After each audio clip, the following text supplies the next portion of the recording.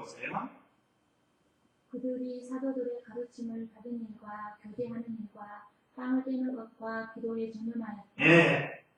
여기 초대교회 부흥하는 일에 이 42절에 세 가지로 기록이 되어 있습니다. 세 가지로. 자, 그들은,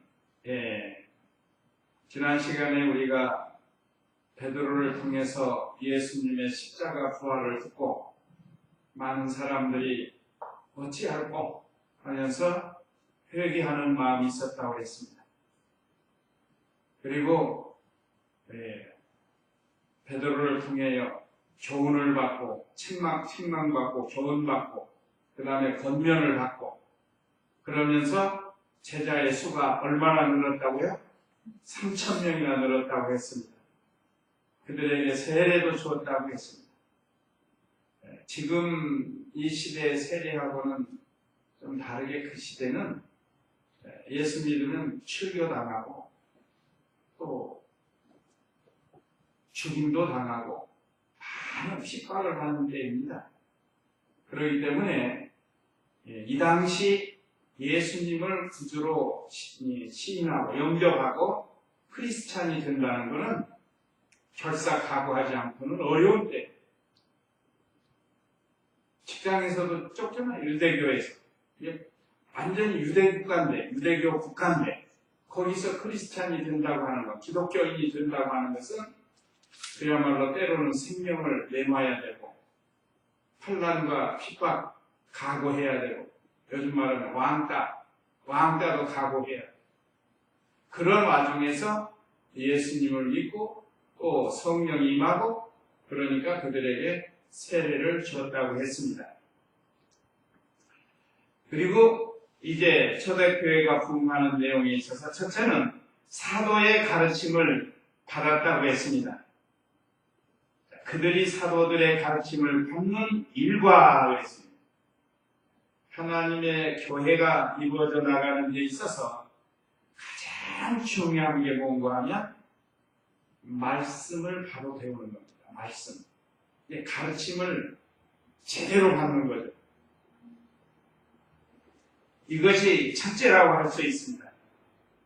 그래서 말씀을 가르쳐주는 사도, 오늘날 목사 또는 인도자, 그 위치가 아주 중요합니다. 교역자 한 사람이 잘못되면 이단으로 빠질 수 있고 사이비로도 빠질 수 있습니다. 교역자가 잘못 나가면 신비주의로도 가고 신신학으로도 기울어질 수 있습니다. 저부터도 참 감사해요. 우리 한국 교회에서 보수적이라고 하는 이병규 목사님 만난 것이 참 저도 큰 복입니다. 지금 한 40년이 넘었는데 그 이전에는 합동측에서 신앙생활 하다가 도봉교회에서 우리 이 목사님을 만나고 이 목사님 제자를 통해서 저도 이렇게 다른 진리를 배운 것 얼마나 감사한지 모릅니다. 이것이 바로 사도들의 정통성 있는 신앙이라고 할 수 있습니다. 세상에 무슨 봉사하고 이런 구제하고 그런 쪽에다 표준을 두면 안 되고 제일 중요한 게 하나님의 말씀을 바로 가르쳐야 되고 바로 배워야 된다. 여기 이 초대교회 베드로나 사도들에게 배웠으니 얼마나 잘 배웠겠어요. 사도들은 누구죠? 예수님이 직접 불러서 3년 동안 교육을 시켰던 특수교육을 받은 사도들이라고. 특별히 베드로는 또 예수님의 수제자가 되고 때로는 실수도 많이 했지만 그래도 주님이 그를 지극히 사랑하고 수제자로서의 사명을 감동했고 교역자가 예수 그리스도에 대해서 바로 알고 바로 증거해 주는 것이 여기 오늘 이 초대교회 부흥의 첫 번째 일입니다. 사도의 가르침을 받은 것. 자, 확실히 깨달은 진리를 예수님을 통해서 직접 받은 진리를 그 시대에 많은 성도들에게 가르쳐졌다. 또 성령과 능력으로 전하지 않습니다. 베드로 얼마나 담대해요. 이 당시 유대인들이 네로라 하는 사람들이 많이 모여있는데 거기에서 담대히 진리의 말씀을 가르치고, 이건 성령의 능력으로는 아니면 안 되는 거죠. 성령께서 같이 했어요. 하나님이 같이 했어요. 우리가 가르치는 사도나 배우는 성도들이나 이렇게 다 같이 하나님의 은혜가 있는, 말씀의 은혜가 있는, 배우는 사람도 바른 진리의 말씀을 배워야 돼. 가르치는 사람도 바른 진리를 가르쳐야 된다. 우리가 어디 교회를 가든지 말씀을 바로 가르치는가를 그걸 봐야 돼. 혹시 어디 출타 중일 때도 말씀을 바로 가르치는지 그걸 배워야 돼.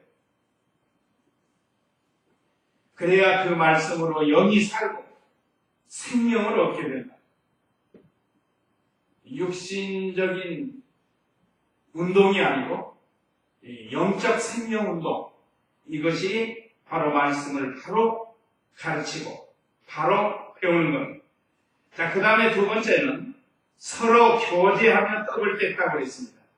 다시 2절에 교제하는 일과 빵을 떼는 것과, 떡이 빵으로 번역을 했는데, 자, 교제하는 일과 빵을 떼는 것, 이것이 두 번째 초대교회 부흥하는 비결이에요. 교회 생활 중에 하나 중에 또 교제가 필요합니다. 교제, 성도 교제. 그래서 찬송가에 아까 성도 교제가 나오죠. 찬송가 그 뒷단에 보면 그게 사랑하는 주님 앞에 한 피바다 한 몸이는 형제여 친구들이여 그랬지 않습니까? 그러니까 우리는 다 형제고 때로는 친구가 되기도 하고, 이게 이 교회 생활에서 성도의 교제가 아주 중요해요. 그것도 제일 중요한 건 뭐가 중요하다고요? 하나님 말씀. 그 다음에는 오늘 본문을 근거로 하면 성도의 교제가 필요합니다. 그래서 이 진리 안에서 서로 이렇게 진실된 참된 교제를 하는 것이 필요합니다. 요즘 인본주의적인 그런 교제가 아니고 진리 안에서 참된 교제. 이 초대교회가 바로 이 일을 했습니다. 얼마나 이 성도들 간에 교제를 잘했는지를 이제 우리가 밑에 내려가면서 배우는데, 그럼 참 교제는 뭔가? 첫째는 자기 위치를 잘 지키는 거죠. 자기 위치를 잘 지키고, 또 자기만 지키는 게 아니라 다른 사람도 돌아보는 것. 그 빌립보 2장에 기록되어 있죠. 자기 일을 돌아볼 뿐만 아니라 다른 사람의 일도 돌아보고 살펴보는 것. 그것이 좋은 교제가 됩니다. 진정으로 서로 사랑하고, 어떤 이성적인 그런 사람이 아니고 성도로서, 하나님의 자녀로서 서로 진정으로 사랑할 줄 아는, 그런 것이 아름다운 교제가 될 수 있고, 또 나보다 남을 낮게 여기라고 했습니다. 낮게가 아니고 낮게, 좀 높여서, 좀 부족한 면이 있어도 그래도 또 나은 점을 보면서, 그 빌립보 2장 5절 이하에 보면 다른 사람을 나보다 낮게 여기라. 또 찾아보면 있어요. 아무리 부족한 사람 같아도 찾아보면 나보다 나은 점이 있습니다. 그래서 언제나 우리는 성도의 아름다운 교제는 다른 사람을 무시하고 멸시하고 그러는 게 아니고 나보다 낫게 여기고, 자기 일을 돌아보면서 다른 사람의 일도 돌아보고, 그것이 성도의 아름다운 교제라고 할 수 있습니다. 또 어려울 때 서로 도와주는 것, 그것도 신앙 안에서, 진리 안에서, 그것도 아름다운 교제라고 할 수 있습니다. 초대교회는 이걸 잘했어요. 또 떡을 뗀다고 했는데, 빵을 떼는 것과 그랬습니다. 초대교회는 빵이라고 하니까 좀 저는 이상해. 떡을 떼야 되는데 떡이 익숙해가지고 성찬식에도 떡 뗀다고 그러지 빵 뗀다고 그러는 게 아니니까 이게 새롭게 이렇게 번역이 돼서 그러는데 하여간 떡이라고 해도 빵으로 아시고 빵이라고 해도 떡으로 아시고 우리가 은혜를 받으면 되겠습니다. 초대교회 때는 애찬과 성찬이 있었습니다. 성찬과 애찬이 있어요. 성찬은 자주 했습니다. 초대교회 자주 성찬식을 자주 했어요. 떡과 포도주를 가지고 예수님의 살과 피를 기념하면서 너무 감사했어요. 우리 예수님이 우리 위해서 자신의 몸과 피를 우리에게 주시고 예수님이 우리의 죄를 대신해서 피를 주셨고 우리에게 영생한 양식을 주려고 몸을 주셨다. 그래서 성찬식을 자주 했다고 해요. 그런 다음에 또 하나는 애찬, 말하자면 성도 간의 교제하는 애찬, 말하자면 점심 먹는 것, 그런 거예요. 우리도 매주일 각 봉사하는 분들이 돌아가면서 애찬하잖아요. 그게 애찬입니다. 애찬. 그러니까 우리가 그 사랑으로 하는 게 사랑. 성도들을 사랑해서 나도 또 사랑으로 음식을 먹었고 또 다른 성도도 사랑으로 음식을 대접하고 그쵸? 얼마나 아름다워요. 이것이 초대교회 성찬과 애찬으로 떡을 나눠요. 성찬을 통해서는 그리스도 안에서 한 몸이 된다는 것. 그래서 우리 교회는 이것이 좋은 것 같아요. 매주 애찬을 나누니까 좋잖아요. 어떤 교회에서는 그냥 예배 드리고 쭉 가다가 또 저녁 먹고 저녁 예배 또 모이고 또 끝나면 쭉 가고 별로 교제가 없잖아요.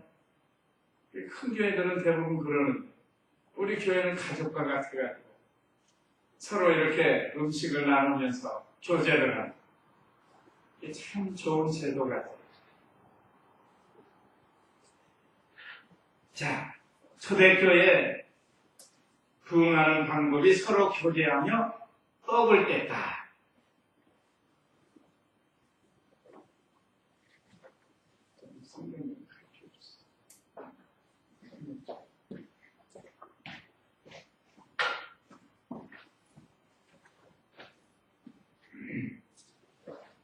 자, 그 다음에 세 번째, 초대교회에 부응하는 비결. 세 번째는 전혀 기도에 힘썼다고 했습니다. 42절 하반절. 기도에 전념하여. 이게 지금 제가 전혀 기도에 힘썼다는 것은 구역이에요, 구역. 우리 새로 나온 이 다른 성경은 기도에 전념하였다 그랬습니다. 전념. 전념했다. 그 일을 전문으로 했다. 구역에 전혀 기도에 힘썼다는 것은 기도하는 일을 전문으로 했다. 그런 뜻입니다. 기도는 우리 하나님께서 성도들에게 주신 뭐라고요? 특권이라고 했어요? 특권. 세상에 어느 피조물이 하나님께 기도하는 피조물이 어디 있어요? 아무리 원숭이가 머리가 좋다고 하지만 원숭이들이 모여가지고 하나님 아버지라고 그것들이 기도하는 거 봤어요? 없습니다. 새들이 앵무새가 말한다고 하지만 그것들이 무슨 하나님 앞에 영적으로 기도하고 그런 거 있어요? 흉내는 혹시 내는 것들이 있겠죠. 흉내. 우리 사람이 쓰는 말에 대한 흉내. 하나님 안녕하세요? 이렇게 흉내 낸다든지 그런 건 할 수 있지만 그것들이 어떻게 하나님과 영적으로 교통하면서 기도할 수 있느냐? 없습니다. 세상의 그 어떤 피조물도 하나님과 우리처럼 기도하는 이 기도의 특권은 우리 성도들에게만 주신 거예요. 또 우리와 같은 사람이라고 할지라도 예수 믿지 않는 사람은 하나님과 기도할 수가 없습니다. 오히려 우상에게 가서 기도하죠. 우상에게 가서 복 달라고 기도하는 거예요. 100일 기도도 하고 200일 기도도 하고 그건 하나님 앞에 인정받을 수 없는 거고 오히려 하나님이 진노하는 일입니다. 그러니까 우리 성도들에게만 주신 기도의 특권. 기도는 우리 영혼의 호흡과 같다고 했습니다. 호흡. 우리 육체가 호흡하지 않으면 죽는 것처럼 우리가 하나님과 기도하지 않으면 영적 생명이 끊어지는, 중단되는 그런 일이다. 우리가 이 기도가 끊어지면 안 된다는 걸 우리 심각하게 받아들여야 돼요. 기도는 영적 호흡이다. 그래서 사무엘은 내가 기도하는 죄를 범하지 않겠다. 결단코 범하지 않겠다고 사무엘에서 그랬죠. 그러니까 기도하지 않는 것은 죄요. 전 제 말이 아니고 사무엘이 사무엘. 하나님의 선지자 사무엘이 기도를 쉬는 죄를 결단코 범하지 않겠다. 그런 말씀입니다. 자, 이와 같이 이 호흡이 끊어지면 죽는 것처럼 성도가 하나님과 교제하는 기도가 끊어지면 그건 죽은 것과 같아요. 생명의 역사가 없는 것. 근데 기도가 이렇게 시간을 정해놓고 하는 기도가 있고 무시로 하는 기도가 있습니다. 내가 직장에서도 얼마든지 하나님과 일하면서도 교제가 되는 거죠. 그러니까 언제나 우리 성도는 늘 하나님과 교통하는 생활이에요. 먹을 때도 하나님과 교통하고 일할 때도 교통하고 그것이 무시로 하는 기도예요. 무시로. 그래서 성경에서는 이 시간을 정해놓고 하는 기도도 말씀하시고 무시로 기도하는 것도 말씀하셨습니다. 근데 이렇게 우리가 특별히 이 정해놓고 하는 기도가 참 좋은 것 같아요. 우리 합심해서 같이 기도할 수 있습니다. 그래서 그 기도할 수 있는 좋은 시간이 바로 새벽 시간. 예수님이 새벽에 습관을 쫓아 기도하셨고 또 하루 첫날 첫 시간을 하나님께 드릴 수 있고 고요한 시간. 그래서 새벽 기도가 좋은 거예요. 우리 한국 교회만이 이렇게 새벽 기도를 열심히 합니다. 외국 같은 데 나가면 새벽 기도 잘 안 합니다. 그러니까 한국인 교회들은 좀 하고 외국 교회들은 잘 안 한대요. 그래서 이 기도는 영적 호흡인 줄을 알고 또 하나님과 교제하는 것인 줄을 알고 우리가 기도해야 돼요. 그래서 마귀는 성도들의 명예나 영광이나 권세나 그거 빼앗는 게 아니고 뭘 뺏어요? 마귀가 기도 시간을 뺏는다. 기도 시간. 기도하지 않으면 능력이 없으니까. 그래서 종교개혁안 루터는 하루에 2시간 이상 기도하지 않으면 그날은 마귀에게 지는 날이다. 그랬다고. 하루에 2시간 기도를 해요. 요즘 현대인들 바빠서 기도 시간 제대로 없다고 해도 그래도 힘써서 기도를 해요. 힘써서. 1시간, 1시간도 안 되면 30분이라고 해서 아주 전심으로 기도해요. 여기 전념했다고 그랬죠? 전념. 전심을 기울여가지고 하나님께 기도를 해요. 마귀가 이 성도의 기도 시간을 뺏는 오늘 또 산에 가서 기도하는데 얼마나 참 비 오고 난 뒤에 물도 철철철철 흘러내리고 얼마나 참 좋은지 아까 우리 어떤 집사님한테 좋은 공기 나 혼자 먹는 게 너무 아까운 거예요. 얼마나 공기가 좋은지 나무에서 나오는 공기 또 바람도 선선하니 그러니까 거기서 앉아서 기도하고 말씀 읽고 말씀 준비하고 저는 참 감사해요. 그러니까 이게 잘 준비해서 이 신령한 양식을 성도들에게 먹이는 마귀를 이기는 방법 또 지나가는 개들 있죠. 집에서 키우는 개. 마귀와 개를 이기는 방법이 뭐라고요? 들어보셨죠? 한 번째. 엎드리는 거였습니다. 엎드리는 거. 엎드리는 게 기도하는 거. 마귀를 이기는 방법은 엎드리는 건데, 그 기도하는 거고, 개가 막 쫓아오잖아요. 그만 가면 더 쫓아온대요. 저도 경험을 해봤어요. 돌멩이 씹으려고 엎드리면 도망가는데요. 물론 그렇지 않은데도 있겠지만. 어쨌든 우리는 우리의 원수 마귀를 이기려면 엎드리는 생활, 말하자면 기도하는 생활을 해야 된다. 그러니까 초대교회가 부흥하는 비결 세 번째는 기도를 해요. 기도. 그러니까 우리 교회도 기도를 좀 많이 해야 하나님이 은혜도 주시고 복도 주시는 겁니다. 그 다음에 세 번째, 43절에서 45절인데 이건 유무상통의 네 번째입니다. 네 번째, 43절 읽어보세요. 모든 이들에게 기도를 있을 그 많이 있는 이들과 그것들이 사도에 통하여 나타났다. 아멘. 네. 또 다른 분 44절 읽어보세요. 있는 자들과 함께 지내면서 모든 물건을 함께 소유하였고 재산과 소유를 팔아 그것들을 각 사람에게 필요한 대로 나누어 줬다. 네, 43절로 44절은 초대교회 부흥 비결 네 번째, 유무상통이라고 하는데 재산과 소유를 팔아서 나눠줬다. 그거예요.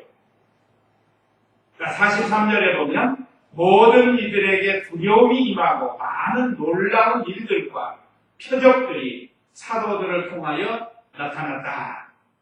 하나님께서 사도들에게 역사해가지고 많은 기사, 표적, 놀라운 일들, 전혀 사람이 상상할 수 없는 그런 일들이 일어나. 기사, 기이한 일이 일어나. 또 표적, 이적, 이건 자연을 초월해서 일어나는 일들, 또 자연을 이용해서 일어나는 일들. 이적이라는 건 단어의 뜻이 자연을 초월해서 일어나는 게 이적이라고 합니다. 표적이라는 건 자연을 이용해서 일어나는 그런 것을 말한다고 합니다. 자, 여기 앞에서 세 가지 사도들의 가르침을 받고 또 서로 교제하며 떡을 나누고 또 기도를 전혀 힘쓰니까 하나님께서 놀라운 역사를 제자들에게 나타내 보여줬다는 거예요. 그러니까 제자들이 권위가 올라가고 그래서 여기 44절에 믿는 자들이 다 함께 지내면서 모든 물건을 함께 소유하였고 은혜 받은 겁니다. 이제 은혜 받았어요. 초대교회 은혜를 받아가지고 이제 서로 물건을 자기 물건이라 하지 아니하고 서로 물건을 내놓고 유무상통했다. 자기 재산을 제 것이라 하지 아니하고 하나님이 나에게 맡겨준 것이다. 그렇게 해서 그 시대에 많은 어려운 사람들과 함께 또 주의 일을 하는 데 있어서 사용을 했다고 해요. 이것은 바로 은혜 받은 증거입니다. 믿음을 쓴 거예요. 그런데 이 공산주의가 이 성경을 가지고 모든 사람이 공평하게 나눠 써야 된다. 목적은 좋죠? 그런데 방법이 틀렸어요. 방법이. 자, 오늘 초대교회에서는 은혜를 받고 자원해서 내는 겁니다. 그런데 공산주의는 부잣집 것을 빼앗아다가 가난한 사람을 준다는 거예요. 그리고 이게 잘못된 거예요. 하나님께서 내실 때 부자도 내시고 가난한 사람도 내셨어요. 그래서 부자는 사랑하는 마음으로 가난한 사람들을 도와줄 수 있는 그런 믿음이 돼야 되고 가난한 사람은 열심히 노력해서 부자처럼 돼야 돼요. 그래서 자기도 좀 부자가 돼서 다른 사람 논하는데 맨날 얻어먹기만 해갖고 되겠어요. 우리나라가 그동안 오랫동안 6.25 전쟁 치르고 가난했습니다. 그래서 세계에서 여러 나라에서 도와줘가지고 우리가 살았어요. 그런데 몇 년 전부터 이제는 우리는 도움을 받는 나라에서 도움을 주는 나라가 됐으니까 이거 하나님이 큰 복을 주신 거예요. 거기에 우리 성도들도 인비 지역을 담당한 겁니다. 하나님께 기도하고 열심히 노력해서 세금도 내고 그렇게 하니까 나라가 부강해져가지고 지금은 도움을 받는 나라에서 도움을 주는 나라로 됐다.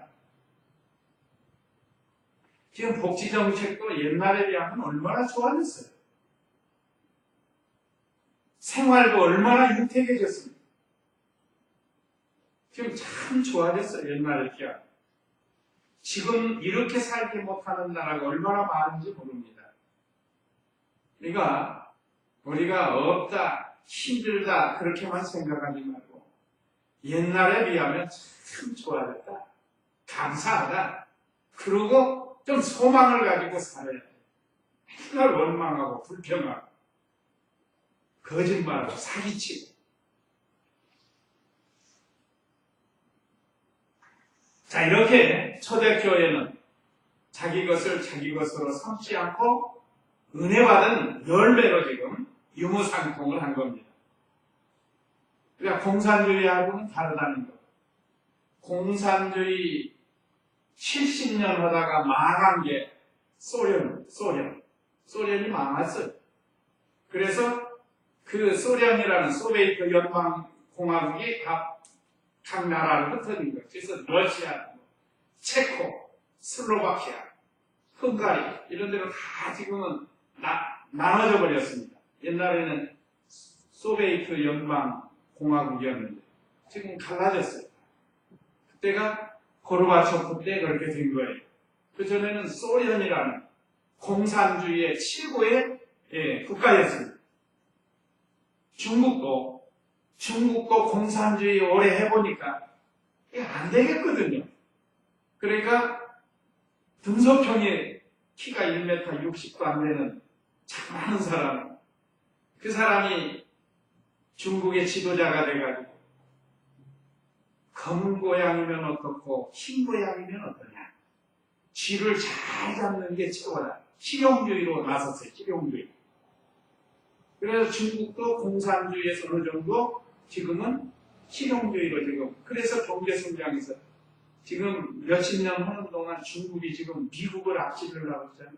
일본을 앞질렀고 미국을 지금 앞지르려고 합니다. 그런데 이 지구상에서 가장 공산주의 잘하는 나라가 어디죠? 이북이다. 그러니까 이북이 아주 형편이 없어요. 뭐 뉴스 보셔서 아시겠지만 이번에 시진핑 찾아갔다가 별나 소득도 없이 그냥 망신만 당하고 왔다는 언론 보도들 있잖아요. 그러니까 그닥 지금 어디에 우리 경제 협력하는 지금 저 380년 어디죠? 아니 우리나라 가서 공장 했던데 개성공장 다시 열다고 지금 잡고는데 여전히 지금 정부하고는 안 하고 민간 차원에서 하려고 개성공장. 어쨌든 좀 소망은 있긴 한데 어쨌든 그건 정치적인 건데 이 가장 공산주의 심하게 하는 데가 이북입니다. 지금 다 공산주의 이제 실패해가지고 문 열어놓고 소련도 그렇고 중국도 그러는데 이북만 여전히 도만에 든 쥐처럼만 우물 안에 개구리처럼 죄송합니다. 우물 안에 개구리처럼 지금 살고 있는 게 이북이라. 그러니까 이상은 얼마나 좋아요. 모든 인민이 다 똑같이 살아야 된다. 그러나 천만의 말씀입니다. 이북이 최고 1등민으로 사는 데가 평양입니다. 평양 사람들 꽉 잡고 있는데 나머지 사람들은 얼마나 형편없이 살아요. 어쨌든 이 성경에서 말하는 유무상통은 하나님의 말씀에 은혜를 받아서 자원해서 자기 것을 자기 것으로 여기지 아니하고 내놓고 서로 이렇게 활용하면서 유무상통을 했다는 거예요. 이것이 초대교회 부흥의 방법 중에 하나입니다. 그러면서 사람이 사는 것이 물질에 있는 것이 아니고 하나님의 은혜에 있다는 것을 깨달았기 때문에 이렇게 한 거예요. 사람이 사는 물질, 전에는 물질만 있으면 사는 줄 알았는데 이 사도들을 통해서 하나님의 말씀을 듣고 보니까 하나님의 은혜로 사는구나 하는 걸 깨달았어요. 오늘 저와 우리 성도님들도 하나님의 은혜로 사는 줄 알아요. 물론 열심히 맡겨진 일에 열심히 하는 거, 그건 당연하죠. 일하기 싫거든 먹지도 말라고 했으니까. 성경에. 그러나 근본적으로 사람이 하나님과 하나님의 말씀을 깨닫고 하나님을 발견하고 보니까 사람이 사는 것은 물질이 있는 것이 아니고 하나님께 있다. 하나님의 말씀에 있다. 그걸 깨달아서 이렇게 유무상통의 좋은 신앙을 가지게 됐습니다. 그 다음에 마지막 46절로 47절은 날마다 모이기를 힘쓰고 참니 찬송을 했습니다. 46절 읽어보세요. 그리고 날마다 한 마음으로 성전에 모이기를 힘쓰고 집집에 모여 빵을 떼며 그 기쁨 순전 마음으로 음식을 함께 먹고. 네, 47절 다른 분도 읽어보세요. 하나님을 찬양할 때 그들이 모든 백성에게서 칭찬을 받았으며 주께서 날마다 그 모임에 구원받는 자들을 더하셨다. 네. 자, 45절에 보면 재산과 소유를 팔아 그들을 각 사람에게 필요한 대로 나눠줬다. 아까 말씀드리고 46절에 그리고 날마다 한 마음으로 성전에 모이기를 힘쓰고 집집에 모여 빵을 떼면서 기쁨과 순전한 마음으로 음식을 함께 먹고 그랬습니다. 여기 날마다 마음을 같이 했다. 한 마음이 되려면 누구의 마음을 품으라고 했죠? 예수님 마음을 품으라고 했습니다. 빌립보 2장 5절에 너희 안에 이 마음을 품으라. 곧 그리스도 예수의 마음이니 하고 말씀해요. 예수님 마음을 품으면 한 마음이 될 수 있습니다. 예수님은 언제나 아버지의 마음을 가지고 아버지의 뜻대로 말씀을 순종해서 하나님 아버지와 일치가 되게 사셨습니다. 우리는 예수님을 배워서 예수님을 닮아가는 예수님과 일치가 되도록 하는 그것이 이 마음을 같이 하는 예수님 마음. 또 성전에 모이기를 힘썼다. 이건 성전 중심 생활을 가르칩니다. 이 말씀 오해해가지고 일도 하지 않고 맨날 성전에 가서 기도하고 찬송하고 그러라는 건 아닙니다. 그러라는 게 아니고 우리가 일을 해도 늘 하나님 중심, 하나님 중심이 되고 우리 속에 성전이 있잖아요.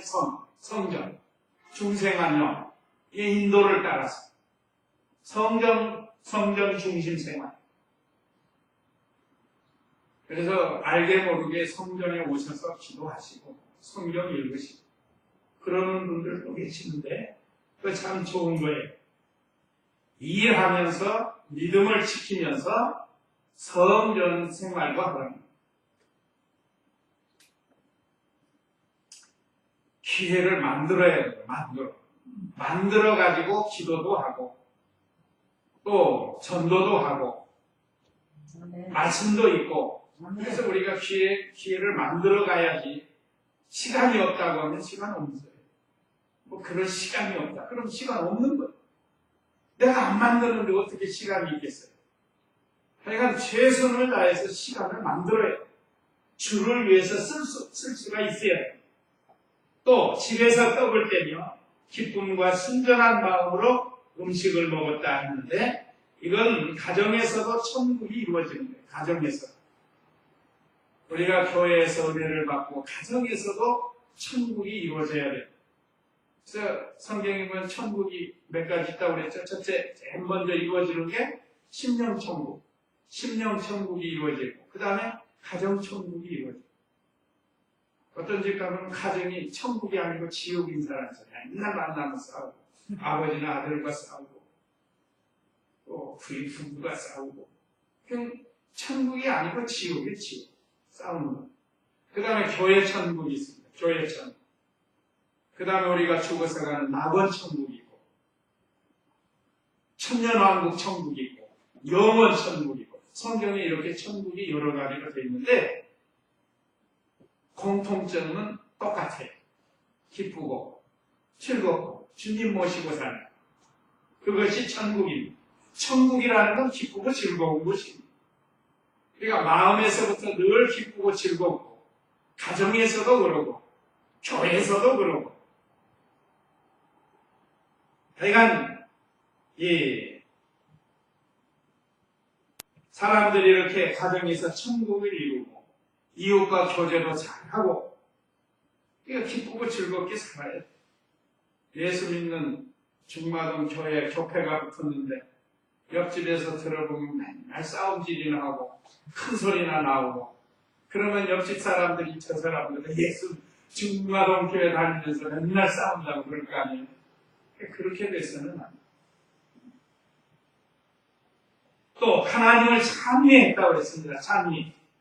이 찬송, 찬미, 찬송 참 좋은 거예요.